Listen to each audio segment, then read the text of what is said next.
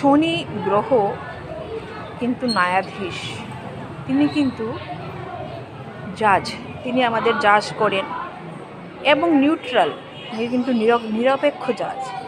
আমরা আমাদের আচরণে এক, কথায় এক, কর্মে এক, তাহলে কিন্তু আমরা কিন্তু প্রত্যাশিত ফল কখনোই পেতে পারি না। আমি বলছি আমাকে সফলতা দাও, অথচ আমি সারাদিন কোনো কর্ম করছি না, কি করে দেবেন সেই সফলতা?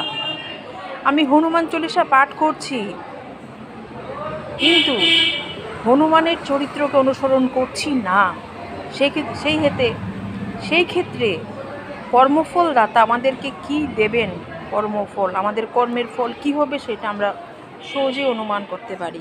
সুতরাং কথায় এবং কাজে যদি আমরা ভিন্ন হই আর সব সময় ভাগ্যকে দোষ দিই, কোনো নির্দিষ্ট রাশিকে দোষ দেই, গ্রহ নক্ষত্রকে দোষ দেই, সেটা কিন্তু বোকামো ছাড়া কিছুই না। আমরা আমাদের কর্ম করে যাব নিরপেক্ষভাবে, নিরলসভাবে, কর্ম ফল আমরা নিশ্চয়ই পাব।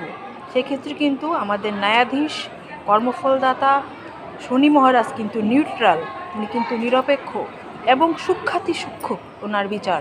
সুতরাং আমরা ন্যায় নিশ্চয়ই পাব। Thank you.